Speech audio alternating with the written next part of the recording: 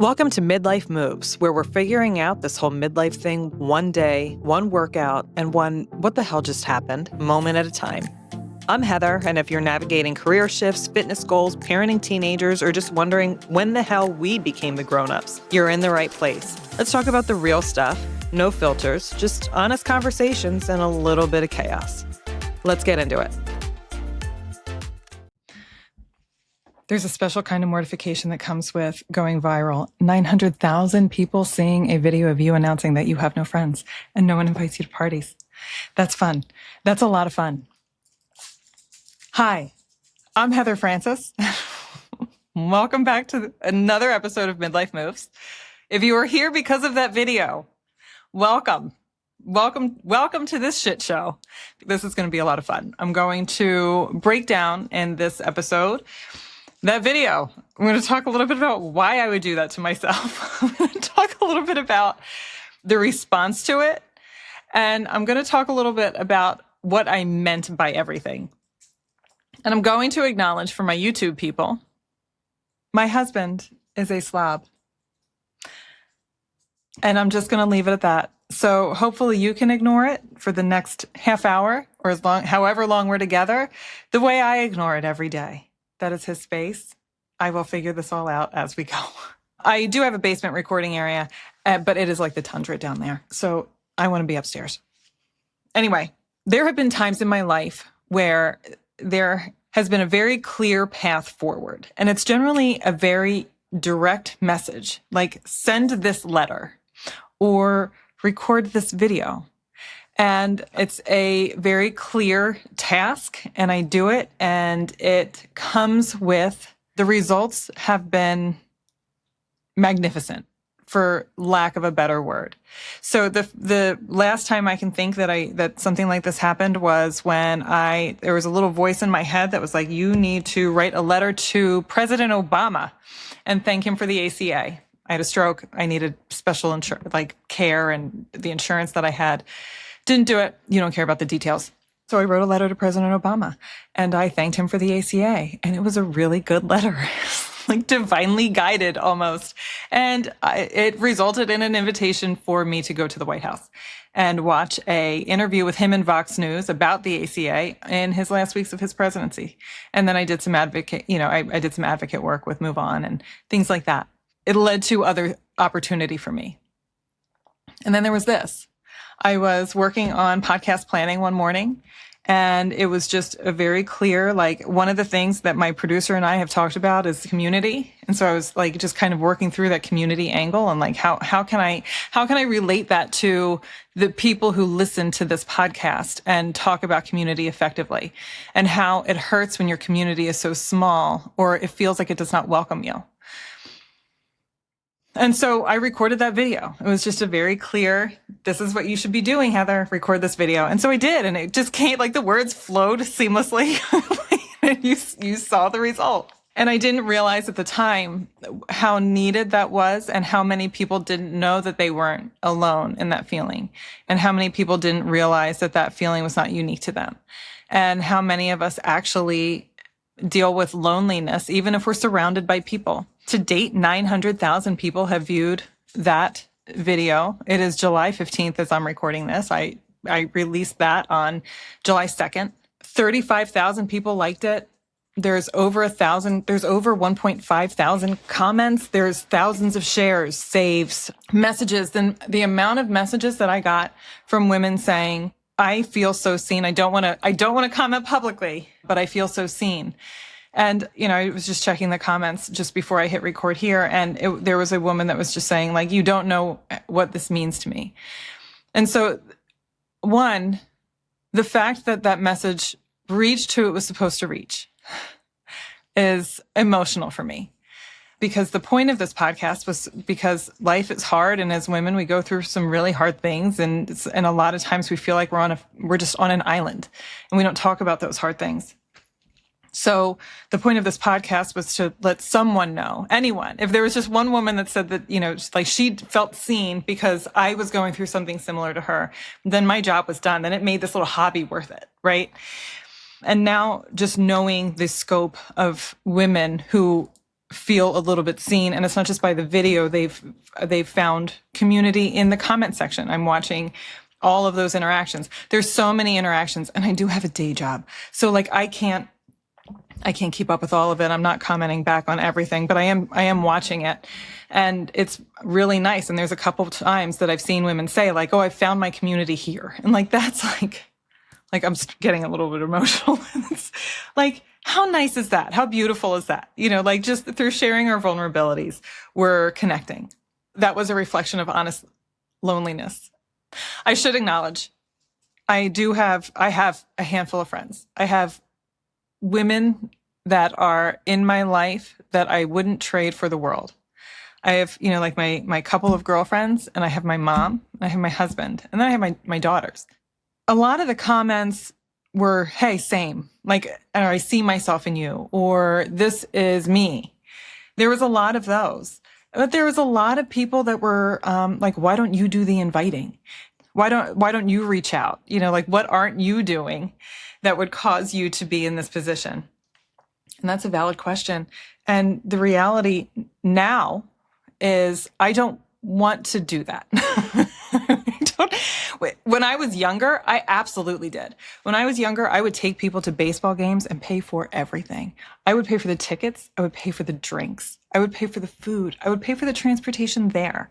Those people, when I invited them to my birthday party after I had my stroke, they stopped by and then left. Like, at this point, like then it was like devastating. I was like, well, what's wrong with me? And now it's just exhausting. Like now I'm not worried about the number of friends I have. I'm worried about the connection I have with the few that I do have.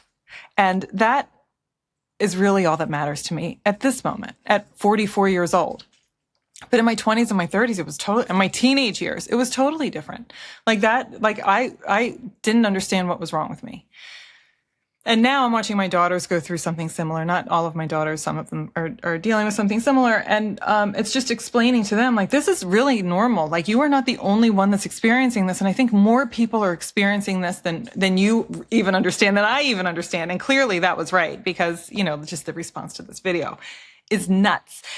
I did forget to mention, I had 44 followers on my Instagram page, 45. And most of them were friends and family. There are 25,000 followers on that Instagram page right now. 25,000 followers because of a message about connection. Now that 25,000 isn't going to stay 25,000. That 25,000 is going to whittle down once people don't agree with absolutely everything I say. And it's not about the followers, because, you know, again, that's not connection. I'm really glad people are there, but that's not what this is all about. I'm not a content creator. I'm a storyteller. And I am telling my story in the most honest way I possibly can. I can remember being a teenager. On my birthday, my two friends said they couldn't hang out with me on my birthday. And so I went to the mall with my boyfriend probably, and they were at the mall together. Like, all of us have these stories. Like, Taylor Swift has these stories. You know, like, Taylor Swift has written songs about this. And honestly, like, I was probably a little bit of a dick. There was probably a lot of times that people, like, I'm a lot to be around. I'm a lot of energy, and I'm intense. Like, I'm aware of my flaws, and I'm aware of what makes it hard for people to connect with me. And honestly, like, I can't tone it down. Like, that's just who I am, and that's what you get. And, you know, like, that's just where we are right now. The comments. First, I did have a number of men comment. And I was actually really glad to see that, and they were just kind of saying, hey, we deal with the same thing. And yes, this is not unique to women. This isn't unique to women in midlife. This isn't unique to young women. This is a human experience. I watch it with my husband, you know, like, this is a very human experience. Like, that need for connection is strong, no matter the gender, no matter the age. So yes, this is something that men experience too. And I will acknowledge that. With the caveat, sorry guys, as women, we often lose ourselves to motherhood, and we lose ourselves to obligation and our families in a way that not all men do. And I know that there are some men that do. I'm not naive to that, and I'm not disregarding anyone's experience. But our women, our experience is different. So while, yes, this is a human experience, this is something that I know that I am experiencing differently than my husband. Because yes, like he may struggle with connection, but he was able to maintain hobbies. He was able to maintain some sort of autonomy that I was not able to because I was left raising the family and doing the things that needed to be done on a regular basis and letting go of everything that made me me. Not to get too deep, but there it is. So that's the men. Guys, I love you. The other comment that I got a lot was, have you tried inviting people?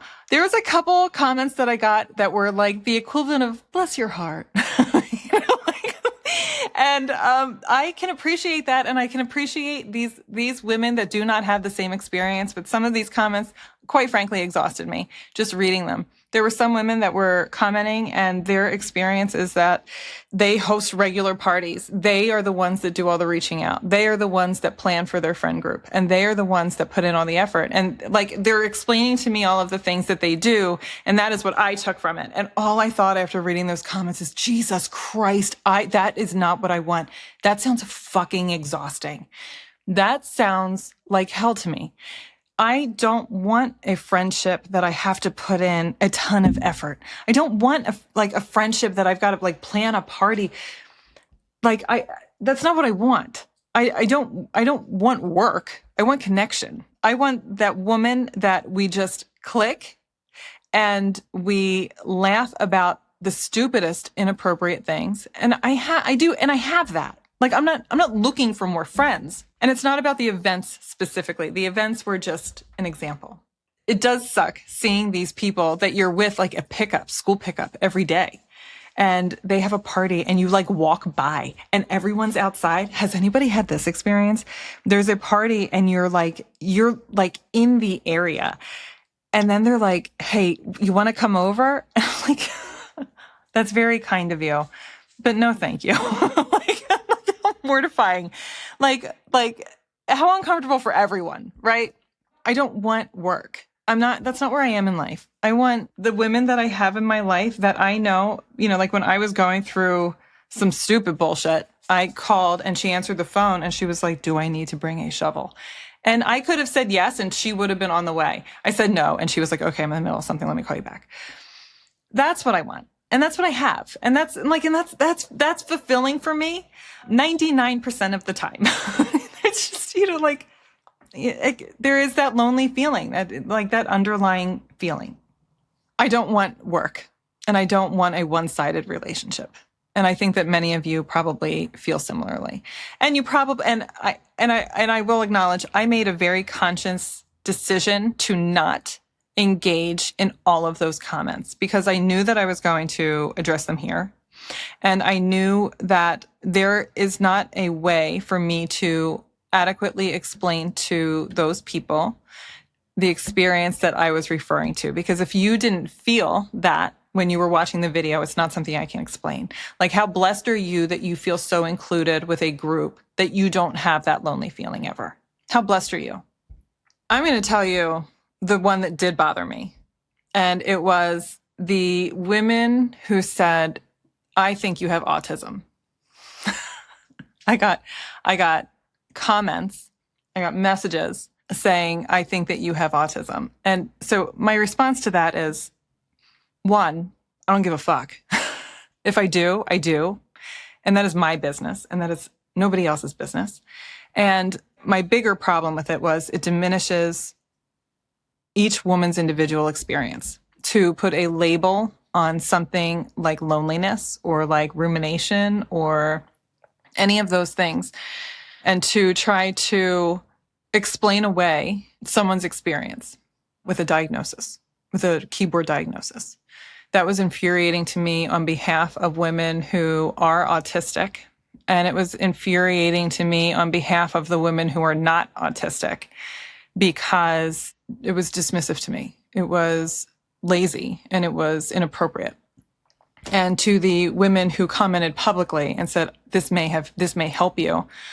I don't believe for a second you were trying to help anyone. I think that you were being a dick. And I think that if you were trying to help me by diagnosing me with autism, you would have sent me a DM and not posted it publicly. The autism thing pissed me off. So one, I have a brain injury. I do all kinds of weird things in an effort to maintain some normalcy. I learned to adapt in a way that is not normal. How I move through the world is altered because of that. And honestly, everybody's got something weird. Everybody's had childhood trauma or some kind of, like injury or some kind of something. We could diagnose something. We could diagnose all of us with something. It just doesn't matter because it's nobody's business. We're functioning just fine. Like, move on. Stop it. Don't do that. Don't diagnose people online. Like, how gross is that? Anyway, I'll get off my soapbox now. This moment for me was bigger than just this one moment. This was hopefully an opportunity for many of you to remember that you're not alone. One, to understand that, like losing yourself as mom, wife, the employee, the boss, whatever, that emotional labor that we carry as women, all of those little things, remembering the birthdays, managing the social calendars, initiating check-ins, like all of these things are something, like our lives are constantly moving. We're always on the go. And sometimes a lot of us still feel alone. And that is normal, unfortunately. I want you to know that you are not alone. You are not too much. You are not crazy. And this community and this space is yours as much as it's mine. It was literally built so that women feel seen. The comment section of all of my videos, my DMs. I mean, right now I'm not really responding to anybody because there's just so fucking many. I'm trying to just filter through everything. And it is wild in there. But this is why I created Midlife Moves, because if we don't talk about these things and they just sit inside of us, and then like we just need to be more open with each other. That is the one about the video. If you have questions about this, if you have questions about anything that I've talked about in here, if you want to yell at me about the autism rant, my DMs are open, as you know. And until next time, this was fun. Shortly before this post went viral, I had Jay on the show and we talked about fear and how it holds us back. And one of the things that we talked about was me posting on Instagram and TikTok and how that plays into it. And, like, what are you really scared of with all of this? So when this post started to blow up, Jay and I we texted a little bit and he was like, dude, it's like we manifested this. He's like, we spoke this into existence. And I said, we absolutely did. And then it kept going. And we talked again and he was like, so it's still going. How are you feeling? And so I was talking to him in real time as this post was starting to blow up and like talking through my fears. Then Jay said, why don't you and I jump on a call and we can do like a breakdown about it. We can just talk about it and we can talk about like where your head is in a little bit more detail, almost like a live mindset coaching call. And I was like, I think that's a really good idea. You want to jump on a call and talk about how I feel? Yes, let's do that. So what you're going to hear next is part of that phone call. Or part of that session that Jay and I did. We just break down a lot of the detail about like the mindset behind having that many eyes on you. So take a listen. I hope you get something out of it. And as always, let's get into it. I did a podcast for somebody else yesterday, and I couldn't get the microphone to work, and then I couldn't get the speakers to work, and then she got 2 deliveries, and then it was just like, and then they were vacuuming upstairs, so it was like one thing after the other, and I was like, it's life, right? It's just what we're doing. That's how it goes sometimes. Wait. So you were asked to be on another podcast? I was, yeah. So how did that come about? She saw the video and she was like, I want to talk to you on my podcast. And she has this podcast. Her name is Sarah. She's in the UK. And that's what's crazy about this video is like, it's international. Like there's like within the first few days, I started getting messages from people and they were like, hi from Switzerland. And I was like, oh, hi, but then I got a message from somebody who lives in like Doylestown. So I was like, oh, hi. And then I started getting messages from people who I know personally. And that was weird. That was like the weirdest. That was the weirdest Yeah. part. But yeah, so Sarah messaged me and she was like, hey, I have this podcast where I talk to women about their stories. Do you want to come talk to me? And I looked at her thing and like we were very aligned. Like we're, like approximately the same age and it was like covering like women, like celebrating women and picking people up. And I was like, yeah, like, sure, why not? And so that's what I did yesterday. But she was excellent. She was a lot of fun. And so, so I did Yeah. that yesterday. I mean, how many followers did you have on this 45. podcast? 45 to now well over 25,000. Uh-huh. What, in 10 days or 2 weeks or? Yep. So yeah, I mean, it was cool. It was, one of my favorite things about the last time we got to chat was how open and receptive you are to some of the tough questions that I was asking you and like how I was challenging you. Mm-hmm. And it was just a very like authentic conversation. Yeah. Because for me as a coach, like that's what I love to do, right? Like I generally enjoy helping people achieve things that maybe they don't necessarily foresee themselves, but there's a part of them that I foresee being greater than they are in the moment.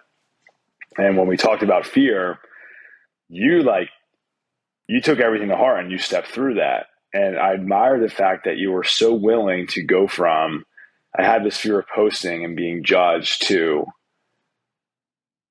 I'm just going to tell everybody how I'm feeling right now in this moment. And I feel like that's where it really connected with people. And it's a true gift, right? We can use social media as a very positive outlet, and we may be aware that some others choose to use it for harmful things. Yeah. But for you, so many people out there maybe finally felt like they weren't alone. Mm-hmm. And it's so cool to hear you go from, I just had hoped to make a positive impact on one person, to now being able to make an impact on thousands. Yeah. So what an awesome thing to say if somebody was like all about their followers and being like, oh yeah, I got over 25,000 followers. Like, look at me, look how cool I am. But really it's a responsibility now. And I think you've been feeling that over the last week. So I'm curious to kind of know your perspective from going from I'm fearful of posting to, you know what, I got to lean into this fear and be more vulnerable, to now receiving direct messages, to, probably so much more feedback than you had, which I know for a fact that you had ever anticipated. So Yeah. what's that been like for you? Well, you were getting some of the texts from me saying like, I'm a little overwhelmed. Yeah. It's overwhelming. It was unexpected. Because once again, I posted it and I was like, what, 300 people are going to see it. And I had that video go, do something on TikTok. And that was 35,000 people. So that was like worst case scenario for me, never. So this is unexpected. And initially, I was really excited. I was going through my Riverside stuff, trying to clean it up today. And I did a video, like a story. And I was like, I can't believe 150 of you followed me from that video. And now it's like 25,000 of you followed me from that video. So so that fear that I had before is now multiplied times 200, because I'm like, Jesus, some of the people, Jay, Yvette Nicole Brown liked that reel today. So, Hey. One, it's just the scope of people. What are you expecting from me now? What is expected from me? And then I went through this really struggle. Now they're and the reality is nobody's expecting anything from me.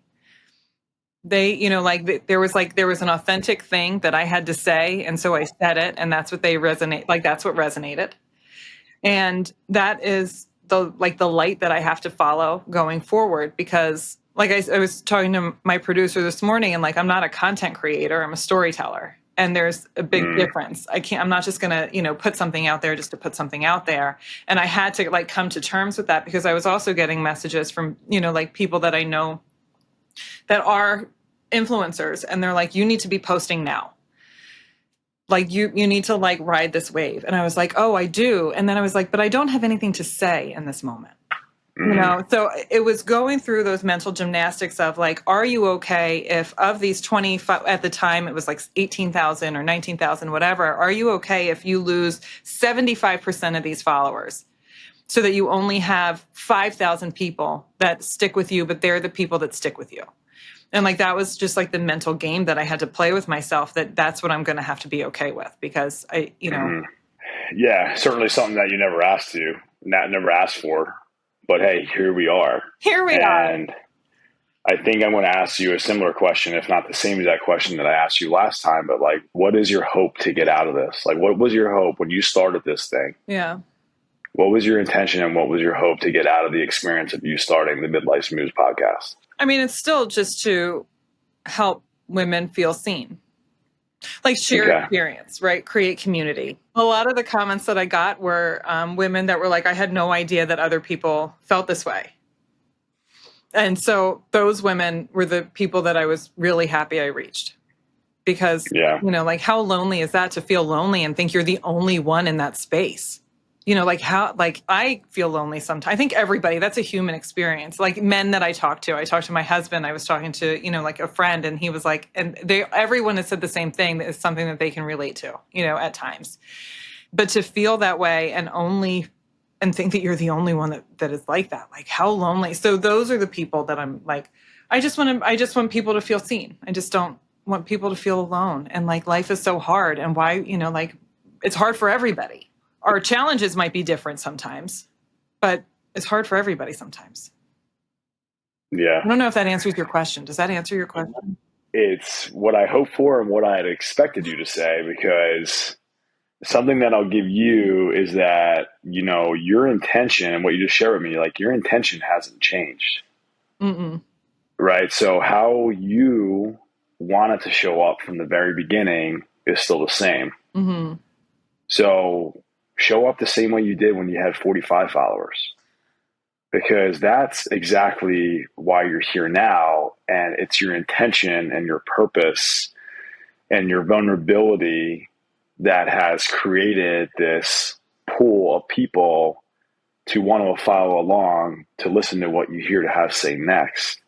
It wasn't I hope to put out vulnerable and valuable content to get 25,000 followers.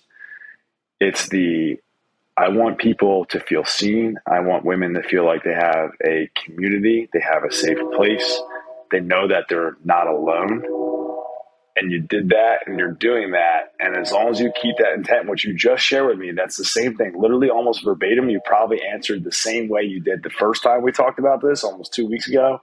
It's the same, right? So regardless of how many eyes are on you, just show up as your most authentic self with the same intention, just as you just explained, and everything will continue to take care of itself.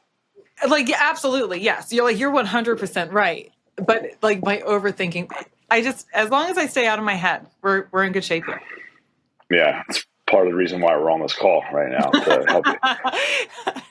help you get out of there. Yeah. I'm grateful for you. I think I sent you a message at one point and I was like, I appreciate you. Yeah. I mean, I'm such a fan of yours, and I am so grateful that you trust me enough to, bring me along here. But I generally I want to see you continue to win to how you desire and how you define it. Mm-hmm. A great friend of mine many years ago, we met through the baseball world, and he had a very inspiring story to the fact that when the time I met him, he was a recovered alcoholic. Mm-hmm. And one moment, it was late at night, I forget if I got a text or a phone call from this friend of mine. He's like, "Hey, I'm really struggling. Are you available to meet?" So of course. So I met him in a parking lot, and we sat in the car. And he said two things to me. One was very relatable to what you're going through right now. The first thing was, he goes, no matter how many days go by, no matter how many weeks, no matter how many years, he's like, I am still just an arm's length away from changing that. It's like, wow. I never thought of that. You could be 20 years sober, but that beer is still right there. That shot of vodka, whatever it is. I'm like, man, no matter how much work you have done, it's still there. And then the next thing is very applicable to you. and to everybody else that's maybe listening to this, actually not maybe, that is listening to this, is that things are exactly the way they're supposed to be, or else they would be different. He's like, exactly what I'm going through right now. He's like, I know with certainty, as hard as this is, that this is meant for me to learn something, to turn into something greater. Mm-hmm. He's like, because if I wasn't going through this, I'd be going through something else, and that's the way it would be supposed to be. Mm-hmm. So regardless of whatever emotional state we're in, we're exactly where we're supposed to be.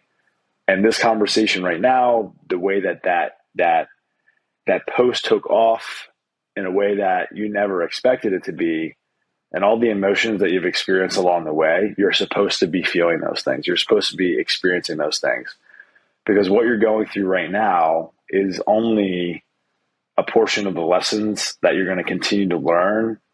And one day you're going to look back and be like, how the hell did I get here? And it was all because of the things that led up to that point, because that's what you were supposed to do.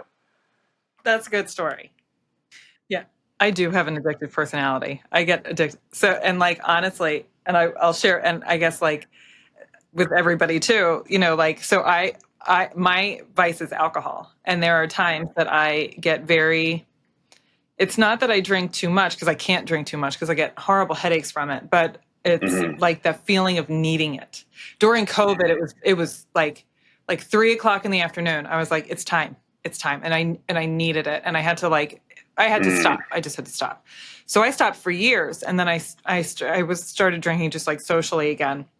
And it was just like a glass here and there. And it's not too much, but the last week I have absolutely felt like, oh, I need to, let's go get a bottle of wine, and it hasn't been a lot, but like, I understand, but that addictive personality, I understand that is something that I can appreciate. So today I'm not drinking. Needless to say, I'm not having my glass of wine today because it's time to pull her back, but stress, right? Yeah. Or work on, or is this a step for you to work on things that you want to do when you're trying to manage stress? Yeah, I know. Like, stay busy. I just need to stay busy or meditate. Yeah. So like, and part of the hardest part of all of that, Jay, was working through expectations. So so like some of the comments were most of them, like 99% of them were very kind. And just like me too, like that was like most of them. And then there was a couple that were like people, well-meaning people, but I don't think that they understood. There are people that can't understand the feeling that I was speaking to, and how blessed are they that they have these like large groups that they get together with, and and they don't experience those feelings of loneliness or being left out. Like, how lucky are they? And I don't hold anything against those comments, but I don't know if I talked to you about this. What started to get to me was I got diagnosed with autism more times than I can tell you. One, I don't care even if I am like, okay, like this is how I function my whole life. And it's like, there's no like right or wrong there. Like that's fine. But I just thought it was such a fucked up thing for people to say to somebody that they don't know based on a 2-minute video on Connection. Like, it was things like that I struggled to move past, because like it made me feel weird. And I didn't want women in the comment section to feel weird. The same women that were saying, hey, I see myself in you. Like, there was a difference between the women who commented and were like, I feel this way too, and I'm autistic, and the women that were like, you're autistic. Like, there was a clear difference between the two. I hid the comments that were like keyboard diagnosis. I hid all of them because I didn't think it was appropriate.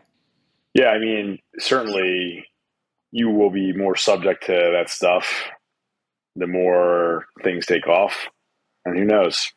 Maybe they don't go any further than they are today. I don't believe that, but it's also part of having the public profile. Anybody at free will can write anything that they want, and it's up to you to make that decision, what stays and what goes. I mean, at the end of the day, when it's all said and done, as much as you want to create community and have people feel seen, like this experience is about you.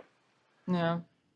Truly, this was a project that you created because you were feeling hungry for something else to provide fulfillment in your life, if I'm not mistaken. With the, obviously the more people that are seeing it, the more exposure you're going to have to people that will see how much people are relating, and for no other reason outside of something inside of them, they're going to make a comment that makes you feel less of yourself.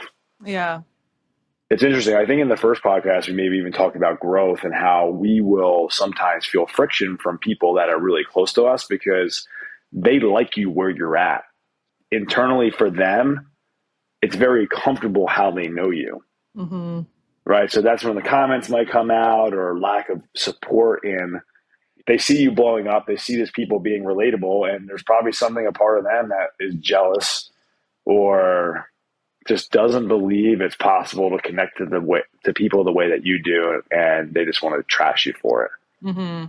Like, so if you're having success and people that are close to you sometimes subconsciously will try to hold you back, then what's to stop a complete stranger that just lives in this world of negativity to stop them from making a comment on your post when you're really connecting with people? So Yeah. like, screw those people. You could also kill them with kindness.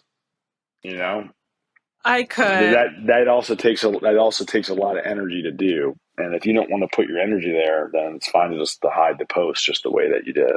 Well, and like I am a very patient person, but I am not performatively kind. So I'm not going to pretend I'm okay with something that I'm not okay with. I thought about being like doing like the equivalent of like bless your heart. Yeah.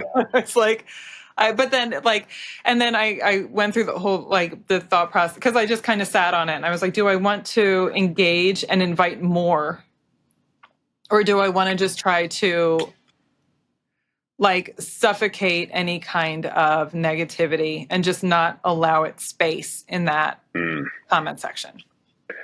That's great. And that's kind of where I landed.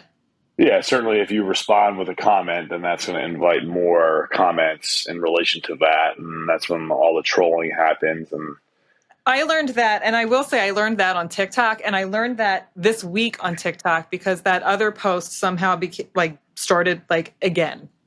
And so all of a sudden, that one started, there's a bunch of men commenting on that one. And one of them said something off the wall, and I responded back. He said something gross. And I responded back and was like, I don't care what you wear to the gym because I'm not paying attention to you. And then he comes back and starts talking about how he lurks watching women. It was weird. It was just because that was a video about like gym clothes and like what to wear to the gym. And I was like, delete. Delete and block. Like, lesson learned. Don't engage. yeah, you also have to accept that that's what people have to look forward to every day. Just like some people right now might only have whatever you post next as like a light of hope for something good to come their way. Yeah. Some other people are going to wait for social media posts and podcasts and all the other things because they have no other place that their voice can be heard the way it is on this platform. And they will just shit on people just because they can. So it's one of those things where it's like, it just kind of comes with the territory, but you handle it how you see fit, and there's nothing wrong doing what you're doing. And you might turn around and someone like all the people that are influencers that be like, no, you got to interact with every comment because it's going to push the video more. And if you respond with at least X amount of words because then Instagram recognizes it. Like, yeah, like you're playing like pinball with the algorithm per se, but it's not worth the energy because once again, going back to what your intention of this whole thing is, it's not to entertain that. There are thousands of comments on that post. I tried to keep up with them for like the first day or two. And then I was like, I have no time for this. This is like a full-time job. I understood then like how like these content creators, like this is their full-time job because that's what it takes. Like to do it right. That's what it takes. You're on all day. Yeah. All day long. Even Yeah. today, I was like obsessively checking, and then I was like, you need to put it down. You need to put it down and walk away because it doesn't matter. It doesn't It's matter. addicting. It's very It's addicting. addicting. Yeah. I can get in that cycle too. We all can. I mean, look, if you're posting on social media, regardless of what you say, if it's for you or not, like we all like the likes. We all like the shares. We all like the positive comments. Yeah. I'm going to change something here. It was harder for me to post when the only people who followed it were people that I know. So Mm, these are 25,000 like faceless people to me. Like I don't personally know these people. But like on my fitness account, which has also seen some growth. That's still much harder for me to post because I'm like, well, Jay's going to see it and Michael's going to see it and my kids are mm, going to see it. And like the people that follow that are much closer to me. And like these people from the gym are going to see it, like when in reality, like you're all the same people on the podcast page. Like yeah. but it's still so personal. But even in that space, I'm like, well, how do I show up now? How do I show up?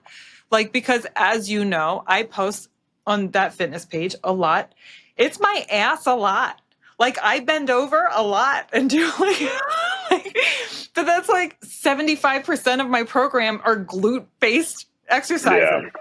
So it's just like, how do I show up in these spaces and how do I represent myself and my family well and not embarrass myself? I mean, for me, for me, for me, the answer feels simple for you. You don't change anything. Like, like you are, like you said, you are putting a lot of pressure on yourself and you are starting to overthink this thing. But once again, like nothing for you has really changed outside of how many people follow the podcast page. Right.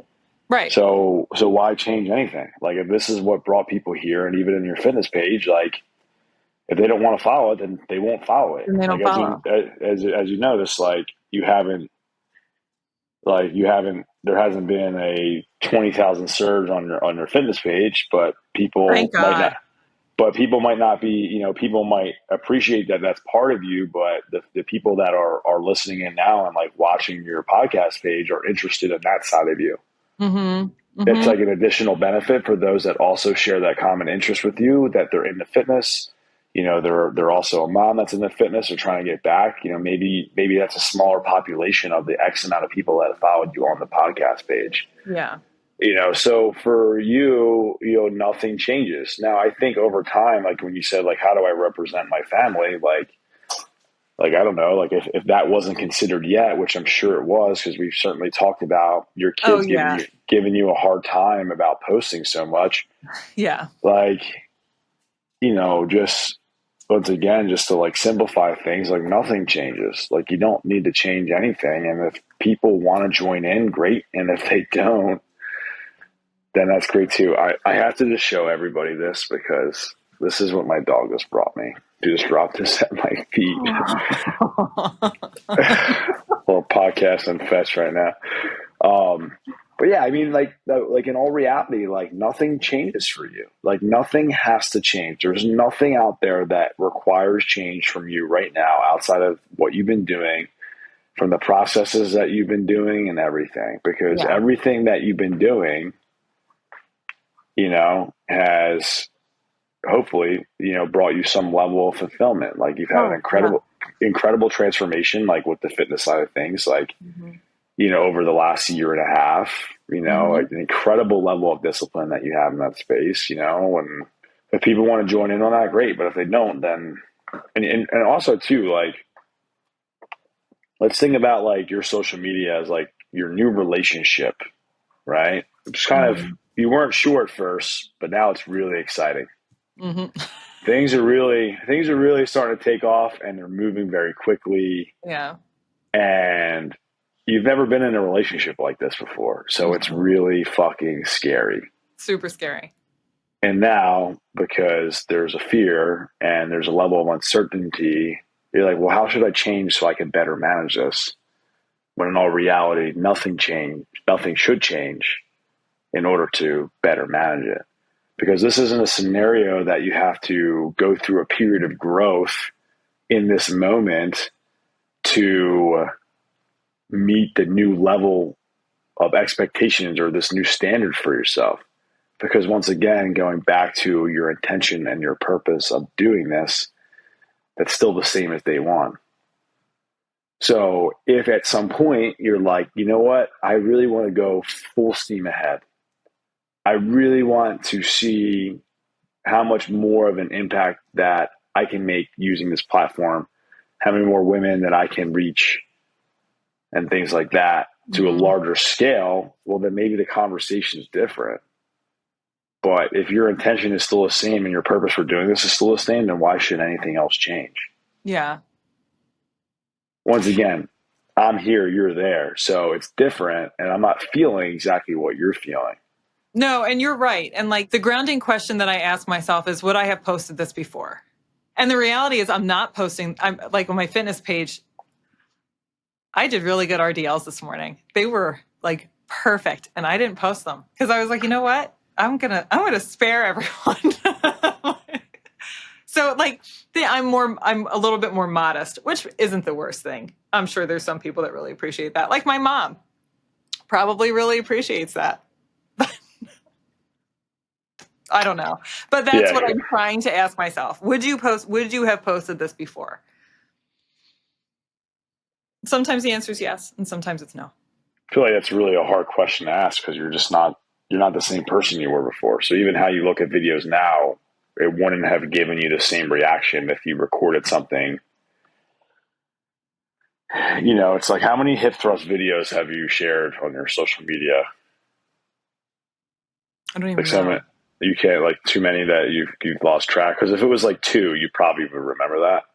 So like, but I do mostly stories. Like I don't post a whole lot on that page. Like there's like weekly updates. I mostly do stories just because they're gone in 24 hours and I don't have to. Well, yeah, but no, I guess what I was trying to get at is like, I feel like that's probably a movement that you share often. And that was the movement that you were so terrified of sharing before. Oh, yeah. Remember that? Why do you think I'm talking about it? Oh, yeah. I didn't even put that together. Yes. No, you're right. You're right. It took me. Yeah. Do you remember that? You were like, can I post this? And I was like, no, I don't want anyone to know ever. Yeah. Yeah. So like I said, once again, like there might be some videos you see now, like, yeah, I would have posted that before. I get it but now. like Now I'm picking up what you're putting down. Yeah. You can measure your level of growth just based off the fact that you are now participating in a space that maybe a year ago wasn't a thing for you, right? You know, like your evolution, and that might not be the case, but like your evolution is apparent, you know, from not really strength training to building a ton of confidence through strength training and consistency and that level of discipline. And at some point along the lines, you're like, you know what, I can now handle something else in my life. What's that going to be? And you chose this. So like that's where that and also too, like shifting the perspective of like, you know what, it's really not a big deal. I'm going to post this video because maybe there's something in this video that someone could relate to, or maybe it motivates someone. Maybe someone's never worked out before and they see your video and they're like, you know what, I like her. She's nice. She doesn't get invited to parties like me, and she lifts weights. Maybe I should lift weights. You know? Yeah. I'm really glad you did this with me again. Look, one step at a time, you know? Yeah. Yes. So I always find this helpful. Good. Me too. I'm happy to happy to be a support, and you know, you should really be proud of yourself because at the end of the day, you know, you've accomplished something, whether if you intended to or not, far greater than many people ever will in life. Mm-hmm. And that is not necessarily, you know, create a platform to have the amount of impact that you've had, but you've had the impact that you were hoping to get out of this. Mm-hmm. So you woke up one morning, you said, you know what, I want to start a podcast. And my intention behind this is this. And Jay, you know what? The end of the day, if I can go to bed at night and say, you know what, one person felt this and I made an impact on them, then I did what I'm supposed to do. And it's safe to say, like, you 25,000x that. Yeah. Right. So, that's something to be proud of. And once again, like, whatever the emotions are, they're some are going to suck, some are going to be awesome, and you're going to get some more dog shit comments, and you're going to get some really beautiful comments that say, because of you, X. Yeah. And that's going to be really great. So I'm always happy to chat, happy to be a friend, and just happy to be a part of this with you. It's really cool. I'm going to put all of your information in the show notes once again, so that if people want to follow along with you on Instagram, they can. See now I got to start posting more stuff. And like, oh man, what do I do? Do I have to clean up my page, whatever? But no, your page is awesome. But with that being said, but like, same thing I said to you, I was talking to my friend Gina, and I was like, Gina, like, what do I do with this? Yeah. And she's like, I don't know. I hate making reels. I'm like, she makes great reels, by the way. But anyway, I was like, you know what? I was looking at my page, and I'm like, but this is me. This is like authentically me. Yeah. It's like a little bit of my personal life, a little bit of Daisy, a little bit of my career. And I was like, so if people want to follow along, I would love to have them. And, I'm always open to having a conversation if it makes sense and whatever. So yes, I appreciate it. Follow along, Yeah. We're doing it. We're doing it. So we're doing it. Yeah. All right. Thanks, Jay. All right. Have a good rest of your day. You too. That's it for this episode. If you had fun, learned something, or just feel a little less alone in the chaos, make sure to hit subscribe so you don't miss what's next. And if you want to keep the conversation going, come find me on Instagram at @HeatherMoves_, because midlife is way more fun when we do it together. Until next time, keep moving forward, or at least keep moving. See ya.